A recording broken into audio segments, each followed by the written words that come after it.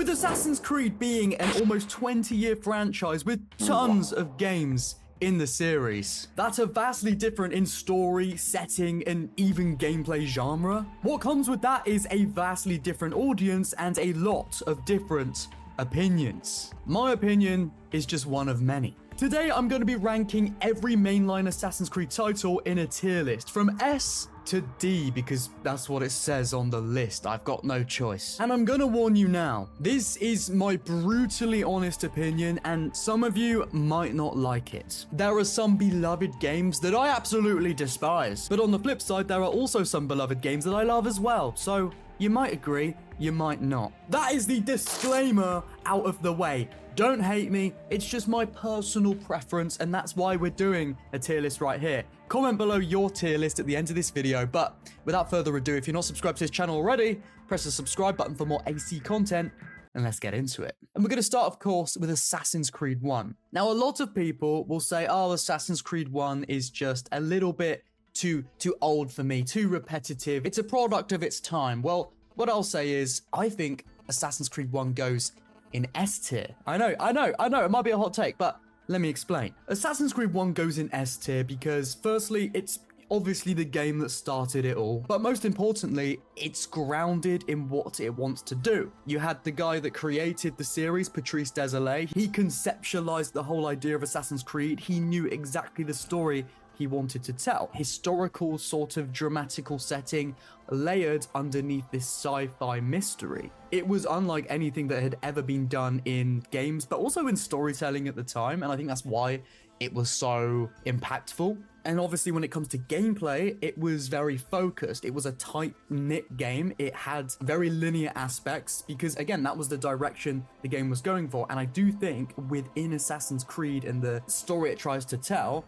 I do think a linear format does fit it better. But again, that's my opinion. You might disagree, and that's fine. But let me explain more. Assassin's Creed 1 isn't afraid to stray away from the norms of gaming, and I think Assassin's Creed as a series is scared to stray away from the norms of gaming these days, and that's why they're very copy-paste, very generic, if you will, but we'll get onto the newer ones later. Assassin's Creed 1 was unique in the way that it had a message it wanted to put across to the player and to the receiver of the story, that being a sort of social commentary on different aspects of life and different aspects of philosophy, like what is it to be good, what is it to be evil, what is the true reality of the life you see around you, and beyond that, I suppose. And I think for what it was trying to do, it did that perfectly. Yes, you can say the gameplay is repetitive, and that's a valid argument. I think in the way that we play games these days and how much gaming has evolved, Assassin's Creed 1 in its gameplay aspects, I wouldn't say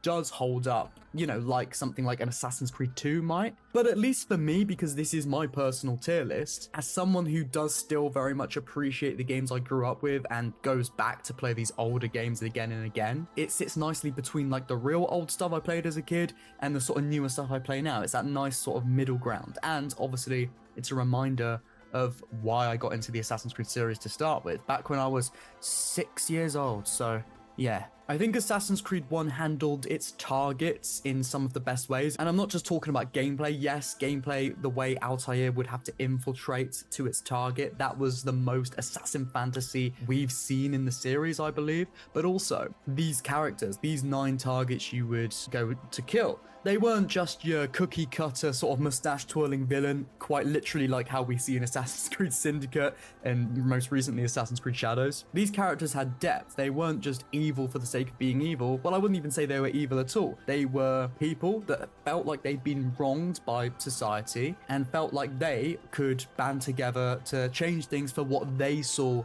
as the better. Now, you can argue the way they went about these things to be evil, but can you really argue their motives to be evil? And that's what I love about Assassin's Creed 1. It makes you think, it makes you question things, and again, there's just a lot of nuance there that was, I think, definitely lost across the course of the series.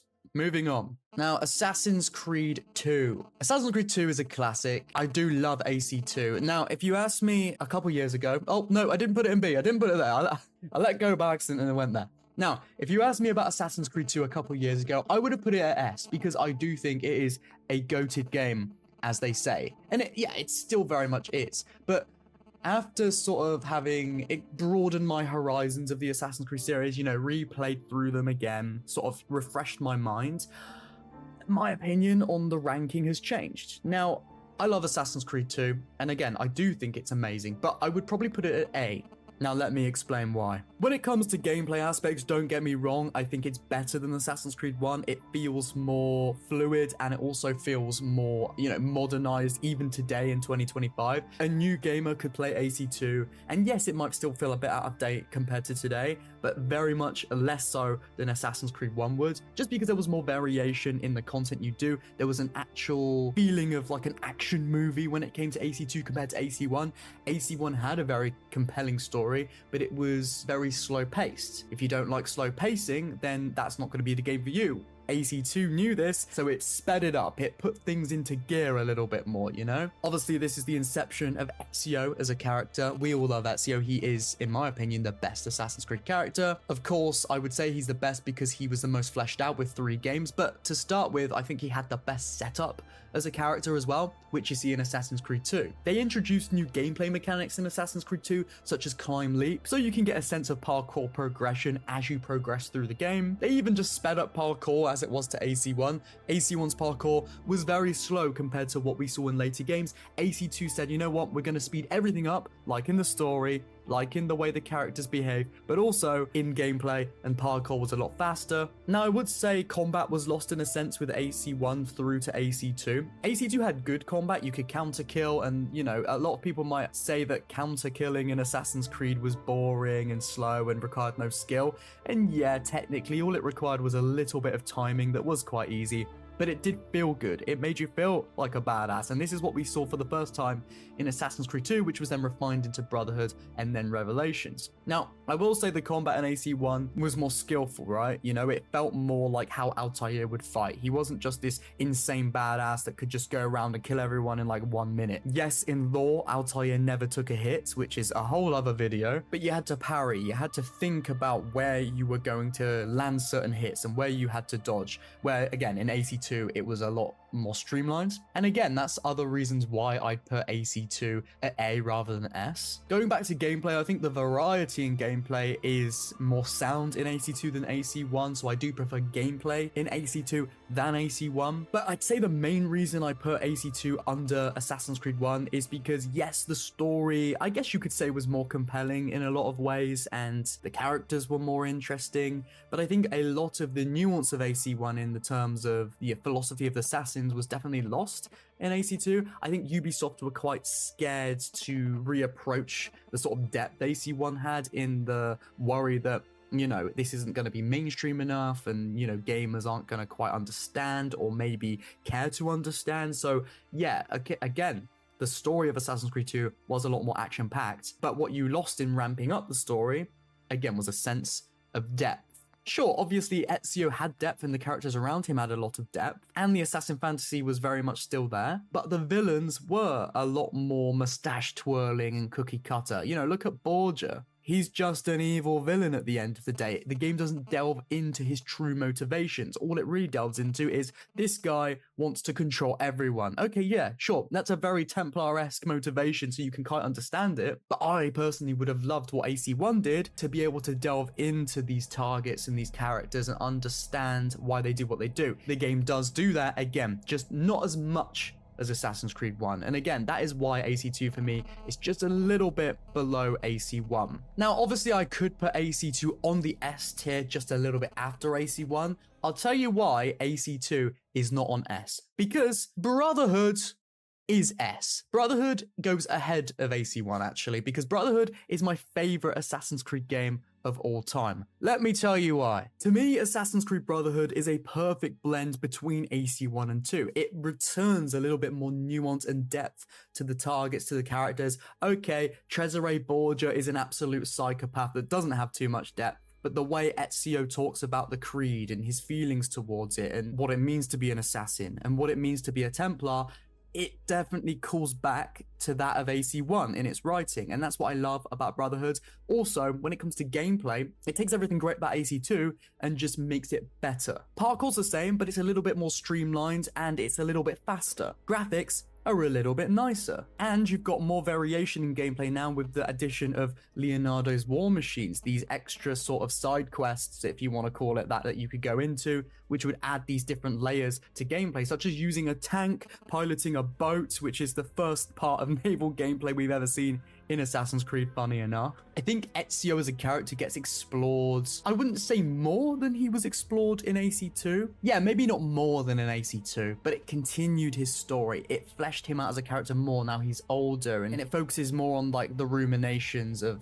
him building up the Brotherhood in Rome, and it definitely takes his character to another level, shows that he can be a mentor rather than the sort of learning figure he was in Assassin's Creed 2. It sort of comes full circle, which is nice. He's no longer being trained by the assassins around him, being mentored. He is now the mentor training these new assassins, building up this Brotherhood to become eventually Master Assassin. I think a lot of the assassination sequences in Brotherhood were more interesting than AC2. Not that they weren't good in Assassin's Creed 2, but I just think they varied the level design and stuff like that in Brotherhood more. For example, I'll show on screen now. When you're in the underworld and you have to assassinate a target and you're chasing him through the corridors of the sewers, kind of, on your horse, and then he runs into a chapel and you have to climb up to find him, and then you can potentially trigger a unique cutscene where you throw him off and there's storms and rains raging around, and it just feels more immersive, I guess you could say, than AC2. Or at least to me, I felt more with the assassinations and just with the game in general in AC3. I don't know why I said AC3, I meant Brotherhood, but you know what I mean. This was the game that fleshed out the renovation system. We had renovation systems in AC2, but it was just for Monteriggioni. You know, it was quite quick and easy to do. You had passive income you'd earn through the renovations. It was good, but again, Brotherhood just fleshed out more. It made the whole city of Rome renovatable. Is that the word? I don't know. And again, as you progressed and rebuilt Rome, rebuilt the Brotherhood in Rome, you had this sense of progression that felt true to the story and the character of Ezio. Yeah, he is rebuilding Rome. Yeah, he is becoming this wise mentor. I think Desmond's story was the best in AC Brotherhood. AC1, it was parallel between Altair perfectly. But a lot of people playing the game at the time argued that Desmond's story in AC1 was quite slow. It pulled them out. I would say that's because you're not truly looking into why he was there and the parallels between the characters. But regardless, I think they had the perfect blend in Brotherhood. Desmond was pulled out of the Animus to parallel Ezio quite well. There was a reason for Desmond to be out of the Animus, and it served the story, something in later games, which we'll talk about, fails to do. Assassin's Creed 2 failed to do it really because it pulled Desmond out of the Animus like I think 2 or 3 times, and it was for such a short amount of times. It was kind of just there to show you what was happening with Desmond, and again to further that plot. But again, Brotherhood does it a lot better. It feels more like almost an Uncharted game right now, and I'd say that because firstly Nolan North is the voice actor in both those games, but also in the way that you have to go through tombs, you have to climb, you have to search for things. And again, it feels very Assassin's Creed in the way that it's set very similar things that Ezio's doing, so it also parallels their characters. But you also get this unique dialogue between these characters, you know, like Lucy, Desmond, Sean, Rebecca, to further their characters, to understand, again, their motivations. And I just think it works a lot better in Brotherhood. I think Brotherhood has the best modern day. Anyway, I could go on and on and on about Assassin's Creed Brotherhood of why it's the best, but I'm going to move on to Assassin's Creed Revelations. Now, Assassin's Creed Revelations was my favorite AC game of all time for a lot of years. It still is one of them. But these days, I wouldn't put it past Brotherhood. I think Brotherhood, well, we've talked about Brotherhood. Assassin's Creed Revelations for me, this is a tough one, you know. It goes above AC2 for sure. I'm putting it in S, just telling you. I'm going to put it in S. But whereabouts in S are we going to put it? Is it better than AC1? I would say objectively, it's not better than AC1. I think the reasons AC1 are there is the reasons they're there. But I think for me, this is my personal brutal tier list. I'm going to have to put Revelations ahead of AC1. Let me explain why. Assassin's Creed Revelations is the finale of one of the best characters we've ever had in gaming. The philosophy of the Brotherhood of Assassins and the Templars, which I talked about how much I loved in AC1 and more in Brotherhood, is even more refined in Revelations. They really do harken back to how it was in AC1. Again, not to the level of AC1, but it's definitely a lot closer. I think Revelations has a really good blend of the sort of AC2 action-packed epicness and then the AC1 philosophy of the Creed, and they package it all nicely in a sort of 9-hour story. This is kind of the same thing as what I said with Brotherhood, but again, I just think Revelations does that even more when it comes to narrative. I would probably say the narrative of Revelations is my favorite in the series. The reason it comes just after Brotherhood is, again, because Brotherhood, I feel like, is the Assassin's Creed game. Brotherhood has all of these aspects of Assassin's Creed, the open world, the side content. It all comes together to be a really great Assassin's Creed package, and that's why it's my favorite. Revelations doesn't have this as much. There's a lot less side content, to the point where there isn't really any side content except from like den defense, which you'll only probably do once because it only relies on your notoriety system. If you gain too much notoriety and become wanted, you'll have to do den defense when your dens get attacked. But if you just rip down posters every now and then, you'll never have to touch the mini game again. So there's that side content, and then you've got your sort of master assassin side content where, yes, like rebuilding the Brotherhood in Rome, you're building up this Brotherhood in Constantinople, making it stronger by recruiting allies to the cause. And some of these allies will have side missions that you have to complete to be able to recruit them, which is pretty cool. It sort of delves into who the people of the Brotherhood are and how they come from sort of how they've been wronged by bad people, which you can equate to as probably the Templars, and then how they have a motivation to join the Brotherhood. But also, once you've upgraded these assassins in the upgrading assassins minigame, which was very much present in Brotherhood, once these guys reach, I think, level 10, they become master assassins, and you can go on missions with them which have their own unique Templar targets, and there's these sort of mini assassination stories you get. It doesn't really flesh out these characters in your Brotherhood. They're more just sort of, I guess, mouthpieces to progress Ezio's sort of side missions. You know, you don't really learn who these people are. They're just sort of assassins with Ezio, with a mask on. Who could they be? Anyone. But I do like the side content in that. Aside from that, though, there's not much side content in Assassin's Creed compared to what we had in Brotherhood, so I think gameplay-wise, that's why it comes just after Brotherhood. I love the overall story and just vibe of the world in Assassin's Creed Revelations. You know, it vibes with me. I vibe with it. I have a lot of memories with it. It feels quite nostalgic to me, so of course I'm going to put it quite high. But I do think the quality of writing is probably some of the best we've had in Assassin's Creed, and again, that's why it goes on S tier. You know, it's a continuation of Assassin's Creed Brotherhood and the story and Desmond's story, but it's a lot lesser in the way of, you know, the gameplay. They had a shorter amount of time to make this game. Desmond's story does not parallel Altair's story. I mean, it kind of does. You delve into the, you know, Desmond having to separate his memories so he can wake up out of the Animus, so he has to relive Ezio's memories and then also Altair's memories, but kind of through Ezio's memories, which I won't go into how that works in this video. So there is a parallel in that sense of like Ezio growing through his sort of ruminations on Altair's memories and understanding him, which helps him to understand the Brotherhood and how he feels about it and how his sort of evolved mindset will come from that. And again, that's why AC Revelations is so high for me, because of all the story and narrative things it does. Does it have the best narrative in an Assassin's Creed game? Objectively, still I'd say no, but I would say subjectively for me, yes. So yes, Revelations is of course going to be where it is on S. Moving on to Assassin's Creed 3. I don't know how to feel about Assassin's Creed 3. I've given it a few playthroughs recently. I'm going to be playing through it again for a big video at some point. There's a lot I love about Assassin's Creed. You know, it does try to harken back to, again, the philosophy and nuance in characters in the Brotherhood against the Templars. You know, what does it mean to be good? What does it mean to be evil? But obviously being deeper than that. And I think there's a lot of depth in Connor in some aspects, but I think on other aspects, his character completely falls flat, which is a shame. You've got Haytham, which is a great Oh, do you know what? I'm going to tell you where I'm going to put it, and then we're going to get into that stuff. AC3, for me, it's going to go B. Yeah, I think it's going to go B, because in hindsight, you know, with the way the series has gone, again, which we're going to get over to soon, it's very much still an Assassin's Creed game. It still has aspects of the assassin fantasy, and you're playing as an assassin, you're talking about being in a Brotherhood, assassinating targets, which a game like Shadows, again, we're going to get onto that, but a game like Shadows still doesn't do, even though it makes it out that it's gonna be, and then we play the game and it's still nothing to do with assassins or the philosophy of the creed. AC3 at least tried to cover the philosophy of the creed, and I think in some aspects it did it quite well, but I think a lot of vision was lost in AC3. Firstly, when it comes to Desmond and Connor, let's think back again to how Desmond and Ezio's stories were paralleled quite well in like AC Brotherhood and AC Revelations, and of course in AC1 with Altair. They do not parallel and have these stories of Connor and Desmond go in tandem at all. They just don't. Connor's doing his own thing, you know, he's progressing through his story, and then you'll jump out the Animus and you'll be back into Desmond's story where he's got to save the world, which is cool. But then he'll go on this random mission across New York where he's got to like jump off the Empire State Building and parachute in and attack this guy, which is fun. Like, it's cool. It's like, wow, Desmond has really like evolved. He's trained, you know, he's showing all his skills in practice, which I like. But just very nitpicky when it comes to narrative. You've got this whole Empire State Building crazy scene, or even going in and to Abstergo to assassinate Templars. Cool.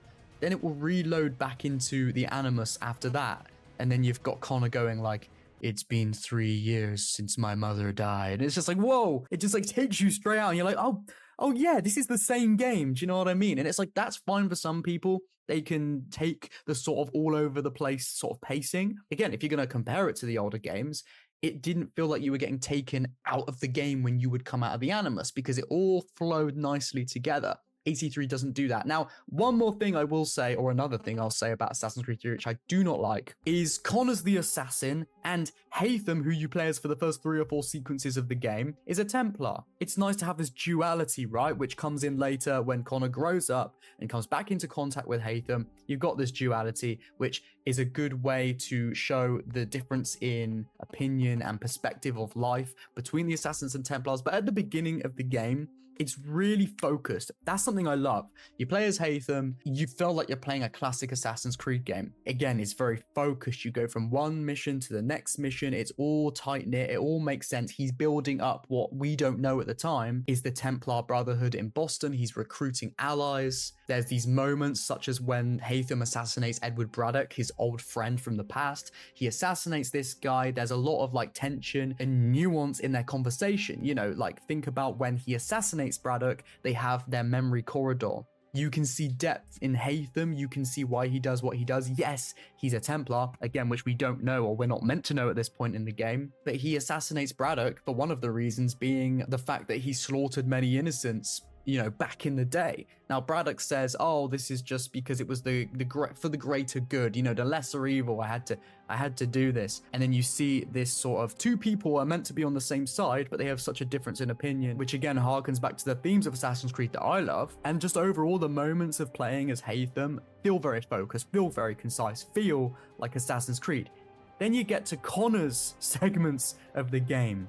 Connor, yeah, again, we can say like there's moments of that are cool, but it just completely drops off in, again, that focus, that linearity of gameplay and narrative storytelling. Now, instead of being able to be in this tight-knit story where you can go from one to one to one, you've got a mission as Connor, and then the next mission will be halfway across the map. You've just got to sprint through the city for ages. This is something Ubisoft still do to this day, even worse. And I feel like it started here, kind of. And then you get there, and then your next mission is just completely different to the last one. It doesn't feel like there's a sense of continuity in the storytelling. It does pick up in certain moments, for sure, but overall, it doesn't feel focused, it doesn't feel concise, and the story focuses less on the philosophy of the Assassins and the Templars and more on just, like, historical figures, big battles, big wars through history, and like, you know, Washington, and assassinate this guy because he was alive at the time. We know him from history. It focuses a lot more on that. Now, obviously, a lot of people I see in my comments, especially on my YouTube shorts, say, what do you mean AC drops off after Haytham? Because Connor is where it gets good. Haytham was boring. And again, I think it just stems down to like what I like about Assassin's Creed and what a lot of newer gamers like about Assassin's Creed. A lot of the newer players, I would say, prefer Assassin's Creed to be just this historical action-packed type of game where you are meeting all these characters in history and you're focusing less on like depth and nuance between like 2 warring factions, whereas I prefer that stuff. That's what got me into the series, and that's why it's very much the opposite for me. Moving on. Oh, well, I will just say in gameplay aspects, they did refine Assassin's Creed a lot more. As much as I'm not a big fan of the combat in that game, I feel like it feels a lot more floaty. There is a lot more precision in how you do fight enemies. Yeah, it's very streamlined. It's very much like you just spam X and then you kill the enemies, but you do have to think a bit more about how you're going to spam X, which you didn't have to do as much in the older games. So there is that. Parkour looks better, but it does lose control that the Ezio games had. Yes, back and side ejecting is still there, which drop off in later games, but cancelling out your actions and being able to have streamlined parkour, which every action means something, it loses control in favor for nicer, flashier animations. Anyway, moving on to Black Flag. I have a lot to say about Black Flag, right? So firstly, where are we going to put it before we get into that? Firstly, I'm going to put Black Flag, oh god, at A. It's going to go at A. It's going to go A just after Assassin's Creed 2. Objectively, I would say Black Flag is more like S. It does really focus on the philosophy. I've been saying this so much, but that's what it is. It's been focusing a lot on the philosophy of the Brotherhood and Assassins in Black Flag. I think the approach at the Assassin's Creed story with Black Flag is new, unique, interesting. You've got Edward, this person who doesn't care about the Assassins and Templars, doesn't even know really who they are and who he's dealing with. All he wants is, you know, richness and fame and glory, and to go back to his wife and to, you know, to give her a good life and stuff like that. He is actually quite selfish though, because he could have gone back to his wife. She never wanted him to go. He could have gone back and lived a good life with her, but he felt the need to, you know, to leave and to go to this other sort of country to prove himself, because, you know, really it stems down to him feeling not good enough for himself, him feeling like he needed a purpose. There's a lot of depth to Edward as a character, and as he progresses, as he gets exposed to the Brotherhood and more to the message of the Brotherhood and their beliefs, he eventually starts to align with them, and you see this progression of how somebody can be indoctrinated into the Brotherhood. There's also more depth to the targets that you kill in Assassin's Creed Black Flag. You know, the Templars, there's more motivation to them, there's more understanding of who they are as people.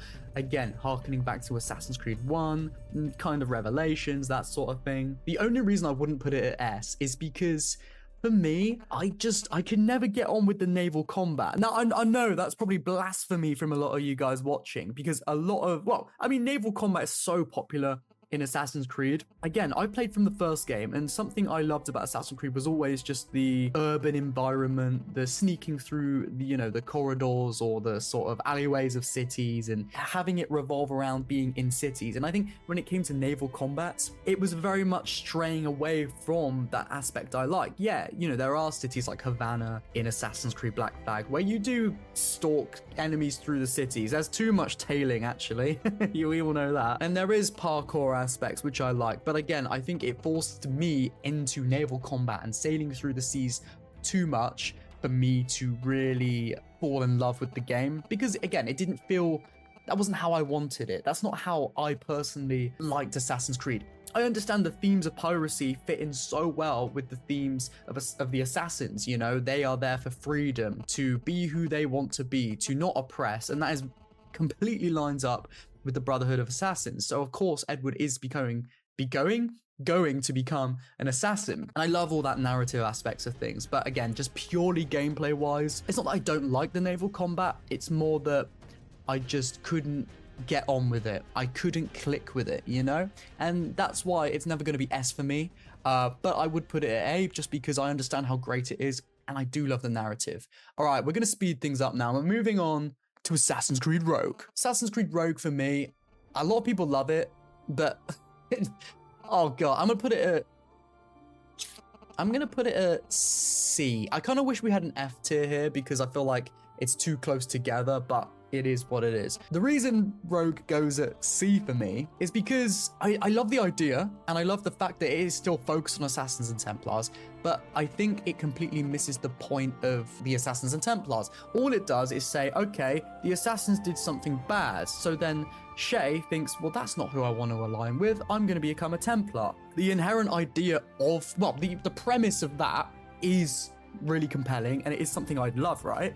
But it's the execution that I don't like. It pretty much just flips everything on its head. It makes the Brotherhood become just like cookie cutter villains, mustache twirling villains. They're just acting like Templars. Why are they acting like Templars? It makes no sense, because the writers thought, yeah, we're just gonna make them bad so that you feel a lot more in place being a Templar. I think AC3 did it a lot better when you're playing as Haytham. You know, yes, he's a Templar with a skewed sort of perception of reality. You know, he would go about things the Templar way, but he's still clearly a compassionate person who cares for people and wants the best for people. Again, it's just his methods that differ. Shay is just a good guy. He's doing the good thing, and now the Templars are good guys, and they're doing the good thing, and they're fighting against the evil assassins, and it doesn't actually make sense. It doesn't make sense. They should have had some actual depth to these characters, some, you know, good reasons for the assassins, you know, leveling a whole city. not do it just because they're evil. There was this one part of the game where I think it was the female assassin, I forget her name. She like gasses a city and kills a load of people. Why?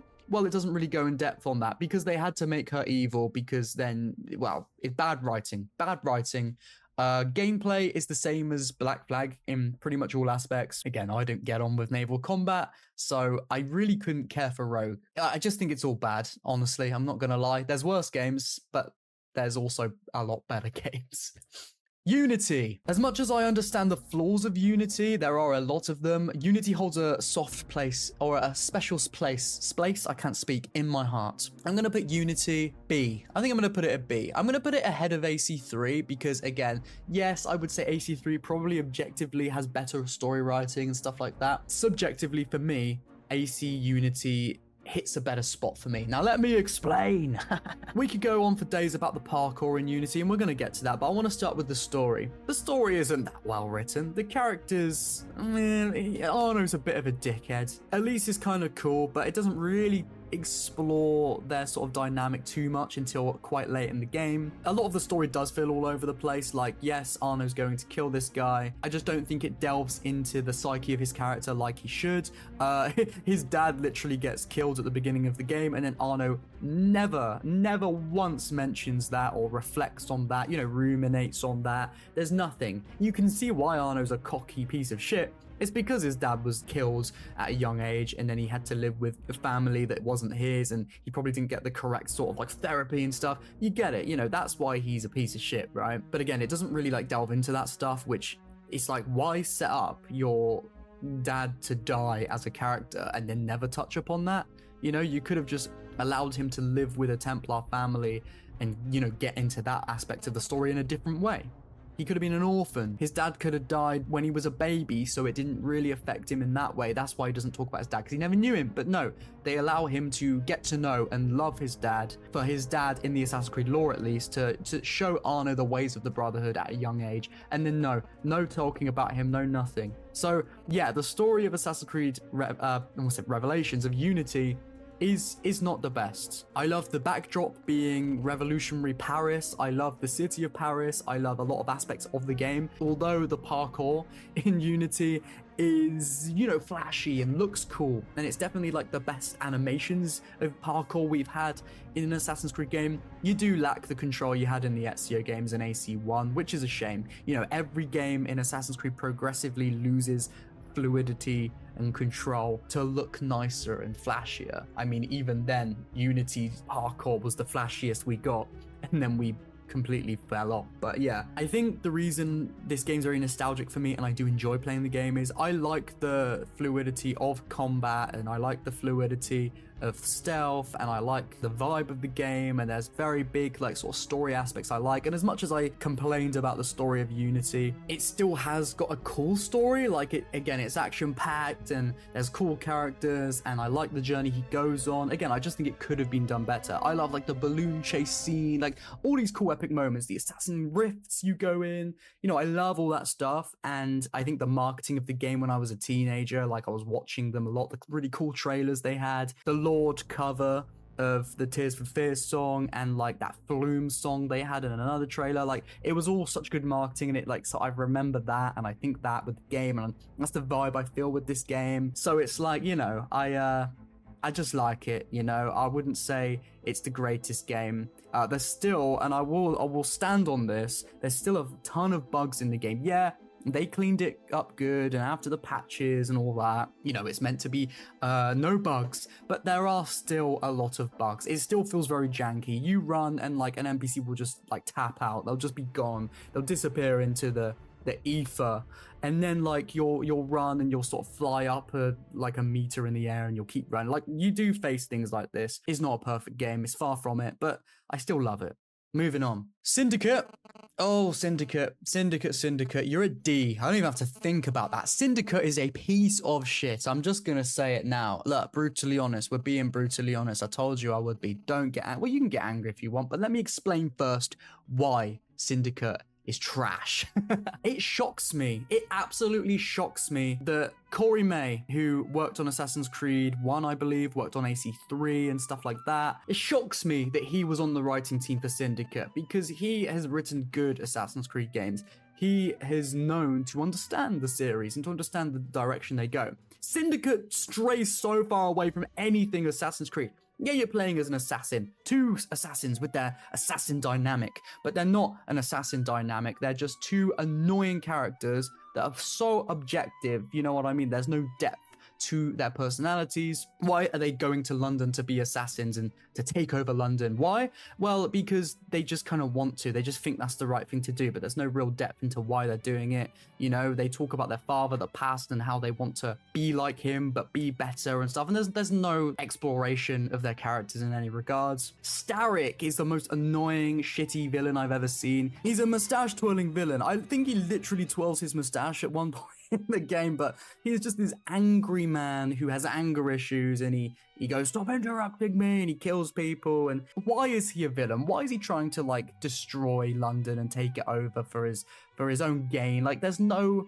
exploration again of that character. Look at Al-Mualim from AC1. Look at the way it explores his character. Look at the way he was sort of manipulating things from the start. Look at like Haytham. Yeah, he's a villain kind of. He's on the other side. He's a Templar, but he has so much character that you learn about through the game and you can empathize with and you can understand, but you can also hate. And then you got Starrick. Can you tell me one thing about him other than the fact that he's an angry psycho? One thing.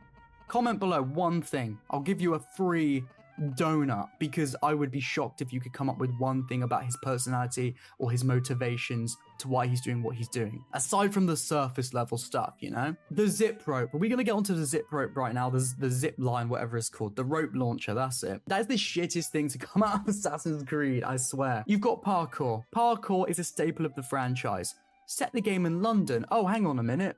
The buildings at this time in London were really far apart, so you can't jump from rooftop to rooftop. Right, so we're gonna have to get to, change something, make something else. Okay, we're gonna make a rope launcher where you can literally just like borderline teleport to the top of a building in like 5 seconds. It eliminates one of the major aspects of parkour to the point where, yeah, you can climb, but you don't need to ever. You never need to climb. It completely automates the process. So any skill and precision that you had to be forced to do in Assassin's Creed in the older games, which made you feel a sense of reward when you understood the systems better and you could chain parkour moves and pull them off really cool. Yeah, you don't need to do any of that. All you need to do is press like R1 or whatever it is, RB, and you wait, you watch your character like do some stupid jump up like that until he gets to the top of the building. When I lifted my arms up, you just saw my armpit hair. I should be charging for that. And I think the game tries to be funny all the time. You know, you could have made this dark, gritty, realistic approach at like what Victorian London was like at the time. You know, the fact that London at the time was very oppressive, like the workhouses and the way that people had no choice but to do almost torturous work for scraps, focus on that and allow that to be in tandem with the story and give, Jacob and Evie a motivation to liberate these areas. Instead of what they actually did was just like, don't focus on all of that. Make the game feel really light-hearted. All like the main characters you see, like the celebrities of the game, like Charles Dickens, are these funny, quirky characters. What's the point? What's the point? I understand if you like the game, everyone likes things for different reasons, but for my reasons, it basically spits in the face of everything I loved about Assassin's Creed, so obviously I'm going to hate Syndicate. I don't want to talk about Syndicate anymore, so we're going to move on. We're going to move on. Origins for me is going to go in... Oh god, this is a hard one. It's either going to be A or B, right? I think it's going to go in B. It's going to go above AC3.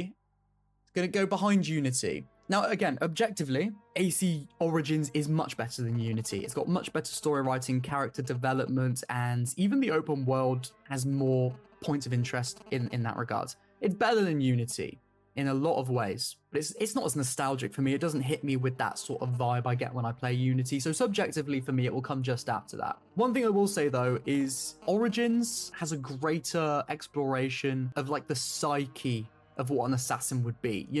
Bayek is pretty deranged. I mean, so is Aya. Bayek and Aya, they're pretty deranged. Bayek is literally like hallucinating shit all the time because he has been so, I guess, wronged with his son's death that pain consumes him, you know, that depression and pain consumes him to the point where he'll literally do anything. And I love that that is the foundations of what we see, you know, the Brotherhood that we see in later games. It comes from a pain, a wronging of people with a very similar ideology of what will later become the Templars.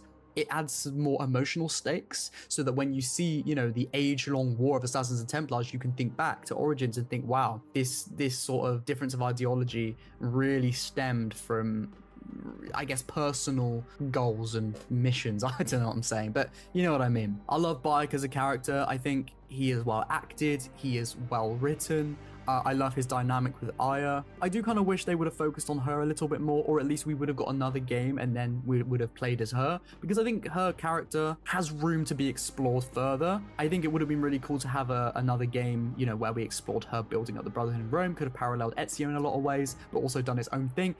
We're not going to talk about that because that's not the point. We're talking about Origins. The reason Origins isn't higher for me is because it goes for that RPG format that I don't think works in Assassin's Creed. Some aspects of it do work, you know. I think the world of ancient Egypt in Origins is like beautiful. The cities are really interesting, and you know, as a backdrop to this Assassin's Creed story, I do like it. I just think it's too big for its own good. Again, I think with the story of Assassin's Creed, at least what we've seen so far in Assassin's Creed, I think it works better when it's more linear, when it's more concise. Now, you could argue that's not true, but the thing is, Origins, Odyssey, and Valhalla, and now obviously Shadows, have all proven to me why these games would be, or these stories would be better in a more concise format. They tell these sort of small linear stories and then they just drag them out. Now, Origins doesn't do this as much. I'll say that. It's still a concise story. It still feels focused, but it paved the way to Odyssey in Valhalla and Shadows, and that's kind of why I drag it a bit lower. I can very much see aspects of those games in Origins. Now, I think if Origins was like the last AC game and then that was it, I would put Origins a lot higher because I would understand it for what it is a lot more. But I think Odyssey and Valhalla and Shadows have definitely tarnished my view on Origins, which again, it's a very subjective thing, I understand. I think objectively Origins is a good game. I just think, you know, again, for me, this is my tier list. There's a lot I love about it, a lot I don't like about it, and that's why it kind of sits in the middle. Moving on. AC Odyssey, D. I mean, I wish I could put it at F if I had F, because it's the worst game. Okay, it might not be the worst game of all time, but it's, for me at least, it's definitely one of them. Now, let me explain. Assassin's Creed Odyssey thought, okay, you know, Origins did well, and we copied a lot of things from The Witcher 3, which was a major success over at CD Projekt Red. They took inspiration from a lot of things in Origins from The Witcher 3, and now they saw that it did so well, and they said, okay, with Odyssey, why don't we just completely rip off The Witcher 3, but completely lacked an understanding of why The Witcher 3 does what it does. Case in point, the dialogue system and the choices you make in AC Odyssey. There's dialogue choices for pretty much every conversation in the game. Every sentence almost, you're having to pick a different dialogue option. Whichever option you pick, it's pretty much the same response. It doesn't really change the story. Yeah, someone might live, someone might die depending on your choices. Whoever lives or dies doesn't actually have an impact on the world, the story at large, the characters, nothing, which leads you to think, okay, so why was that choice even there in the first place? Because there was no actual outcome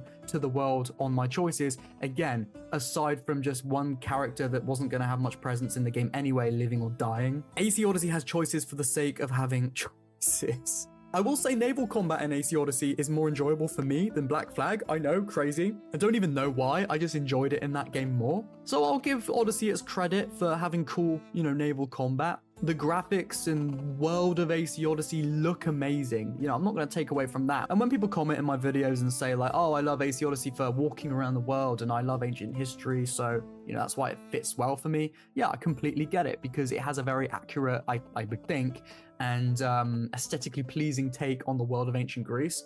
But it's what's in that world that is why I don't like the game. It lacks really any substance. Side quests are all pretty much glorified fetch quests. I say glorified because, yeah, you'll have a few characters that have a little sort of story, but they don't really go anywhere. They don't really add much to the game. You could pretty much play the game on mute and you wouldn't really miss much. Now, gameplay aside, if the story was good and, like, you know, focus on Assassin's Creed in at least one aspect or another, I might be, you know, more lenient on the game and like it a lot more, but it decides to throw away everything Assassin's Creed has ever established and opt for just a Spartan simulator. Why is it even called Assassin's Creed? I believe it's because Ubisoft Quebec don't like Assassin's Creed, but the higher-ups of the company say, you have to make an Assassin's Creed game because it makes us loads of money, so they say, fine, and then they make any game they want to make, and then they just chuck Assassin's Creed on it and tie it in with a few ezio aspects. Sure. They messed up the ezio so bad. They took what the ezio were, you know, these beings who came before the humans and why they do what they do, and they pretty much completely misunderstood and misrepresented who the ezio are. They made them to be literal, almost godlike beings, when no, they weren't like that. They were just an advanced civilization. As time progresses, were remembered as these, you know, these immortal god beings. They didn't actually act like gods, like they portray them to be in the Fate of Atlantis DLCs, which, by the way, if you want to do episode 2 of Fate of the Atlantis, you have to complete 100% everything in Fate of Atlantis 1, which is just monotonous and awful and boring. I don't know why they did that. Oh wait, I do. It's because Ubisoft make you grind and grind and grind, starting from Odyssey, so that you have really long, overinflated playtime, so the investors are happy, and you just might, pay for microtransactions so that you get level up and XP boosters so you can get through the game quicker. You literally have to pay to stop your torments when playing AC Odyssey. Could I go on for longer about AC Odyssey? Yes, but I would recommend checking out my Assassin's Creed Odyssey video. I'll link it in the corner. It's there, check it out. Valhalla is going in C. I would bring it above Rogue, funny enough. Now, let me explain. Valhalla is a lot less egregious in what it does than Odyssey. It does a lot of the same things Odyssey did in a bad way. It draws out a bloated open world.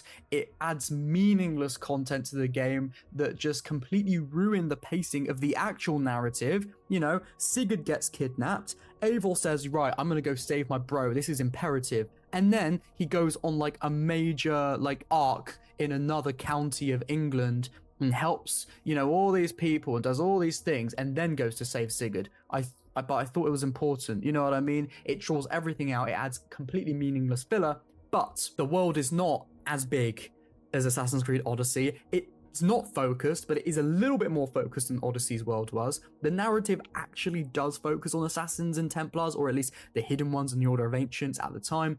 In the game, it focuses on the nuance more. It's very few and far between, again, with that filler content taking away from all that stuff, but it at least does a lot of the assassin fantasy things that I love about Assassin's Creed, you know, about the older games. It harkens back to that stuff. It takes itself more seriously, unlike Odyssey, which was trying to be funny all the time. It understands that it is Assassin's Creed, and you can tell in the writing of Darby McDevitt, the guy who wrote Valhalla. He also wrote Black Flag and Revelations, and he co-wrote Unity.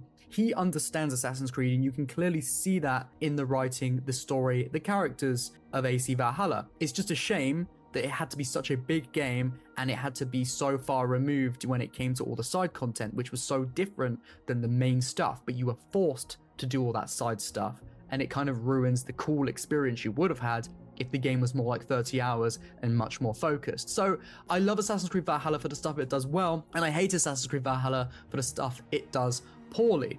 Moving on, Mirage. If you watch my shorts, I do say it like that. I don't know why. Mirage, for me, it's a sticky situation with Mirage. Mirage goes, oh god, I don't want to put it C. C seems too lenient. I'm going to put it at D, but I'm going to put it above Syndicate and Odyssey, okay? So let me explain. Mirage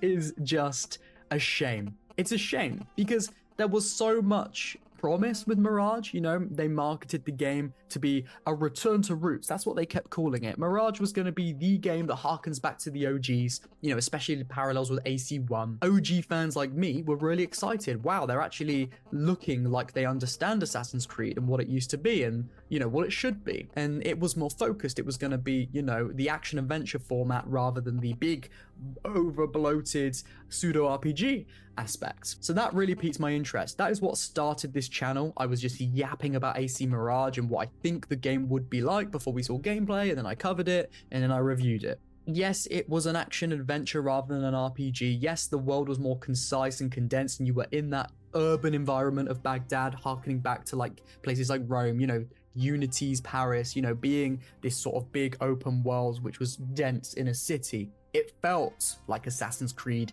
on the surface.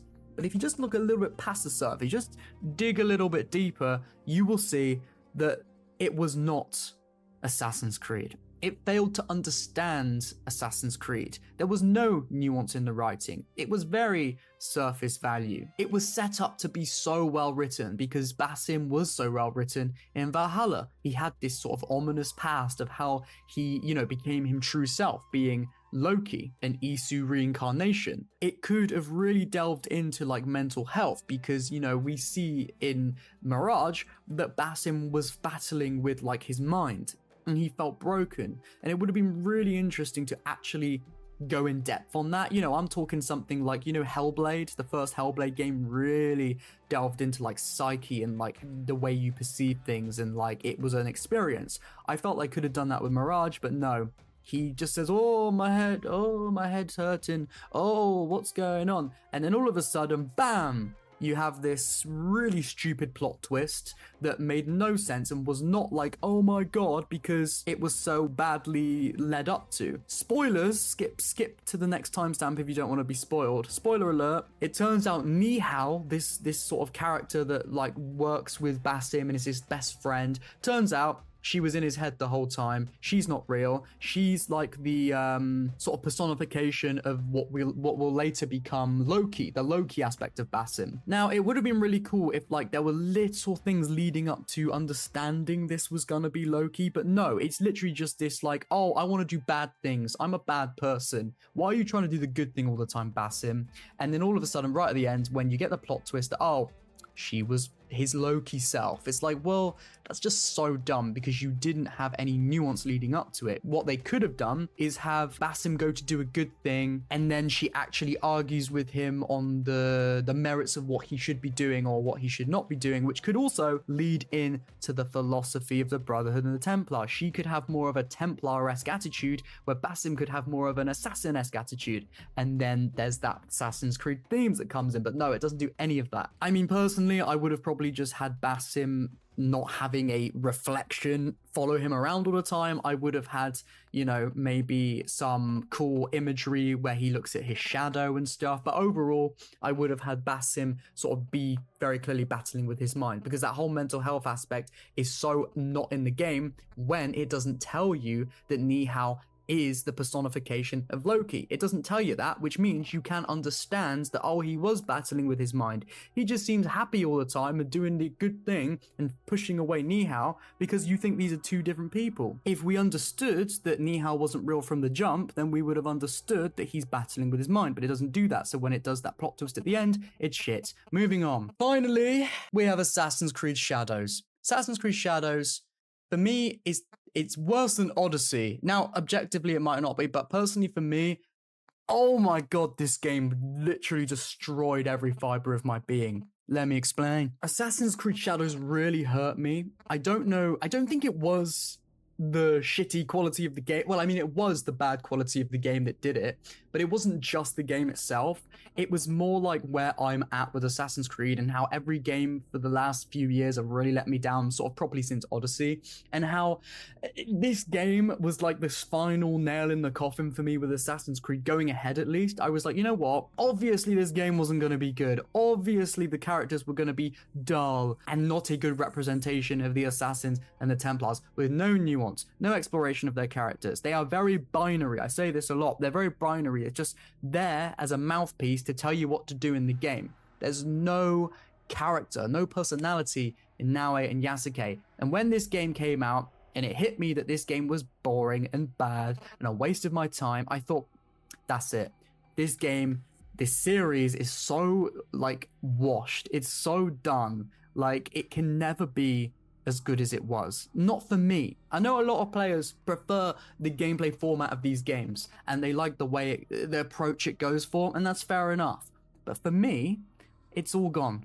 For me, I grew up with this series. I started with the first one, so I have very, I guess, high expectations for what it should be, and I don't think that's wrong, especially when the quality, in my opinion, declines. Shadow's story was so mismatched. Yes, you had all of these main targets to assassinate, but all of these main targets, like in Odyssey, like in Mirage, had masks, so you could never fully understand who these characters were. Sure, you'd meet them, and then they'd allude to these bad things they do, and then you'd realize, oh, that's the target, I must kill them. But they were also surface value. They never actually explained their motivations. All they were was just, I wouldn't even say cookie cutter villains, because it doesn't even go that far to show any personality. They are literally just static, bad animated, stupid characters that are very badly voice acted, so they can't portray any emotion or personality because they're badly voice acted. Rigid people that just go, ah, yes, well, I'm going here. You can see it on screen right now. I'm going here, and I'm going to do this. And now I replies and says, ah, I see. Well, I must go here and help this person. And then you're like, but why? It doesn't even explain why. There's a lack of motivation all throughout the game. There's a lack of personality. I could keep going on about this. The whole aspects of gameplay ties into the story, and it's so disjointed because targets in this game can be done in kind of any order. Like, you'll get like 3 different targets at a time that you can approach in different orders, but these targets aren't just sort of one and done. They are more like you have to do 5 different side quests to then assassinate the target. You run into these random characters that you've never seen before, and then all of a sudden Naoe or Yasuke are talking to these characters like they know them, and these characters are talking like they've been on screen for 10 hours when we've never seen them before. We don't even remember their names. Every single character is so forgettable, and again, they're not there to be characters. They're there to tell the player what to do. They're there to glorify a fetch quest. The whole game feels like a fetch quest. The whole world, I'm just ranting here, I know. I'm gonna make a big video, scripted video about why I don't like this game, but let me rant here. The whole open world is everything like Odyssey, but a little bit smaller, you know? Like, you have to gallop across one path, sometimes 15 minutes at a time, which I've confirmed in the podcast, I think, that I do with my friend Willis Makes Movies. The whole world is so stretched apart that you have to gallop on your horse for ages. There's nothing in the world to distract you to sort of warrant having such a massive open world. And every time you do a new quest, or even the next objective in the same quest, it will be so far away across the other side of the map. You have to just do boring, monotonous, let your eyes glaze over as you run down the map on your horse, where you don't have to focus on the game in Shadows. And that's almost the whole game. Run from point A to point Z to E to Z to A to S. And it's just so disjointed, and it's a shame. And that's, again, exactly why I say Assassin's Creed is much better when it's linear, when it's focused.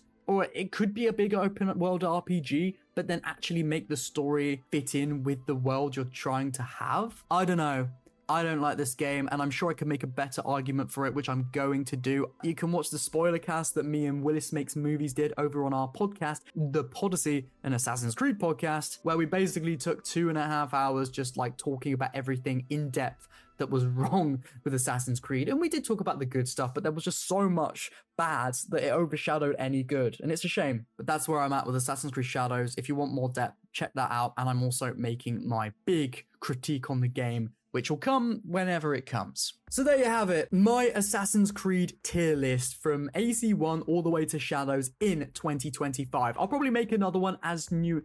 Actually, you know what? I probably won't. I was gonna say I'll make another one as new games comes out, but I'm not gonna play the newer games because Shadows was so bad, and it reminded me, it let me know that I'm never going to like an Assassin's Creed game again, not a newer one anyway. So, I'll be focusing on sort of the games I like, AC1 to sort of Unity/Origins. I'll make content on those games. I have a lot of cool ideas for content on those games. That's where I'm at. But this was my tier list. I hope you guys enjoyed. If you did, let me know in the comments what you liked. Did you agree? Do you disagree? I'm sure there'll be a lot of disagreements, and that's fair enough. We all have our own reasons why we like or dislike certain games. It is what it is. Let's not try to hate in the comments and have arguments, but I mean, it's probably inevitable, but I'll do the right thing and say let's not. If you enjoyed this video, press the like button. You can subscribe if you're new to my channel and want more Assassin's Creed content. I love you guys. May the Father of Understanding guide us. I will see you soon. Goodbye.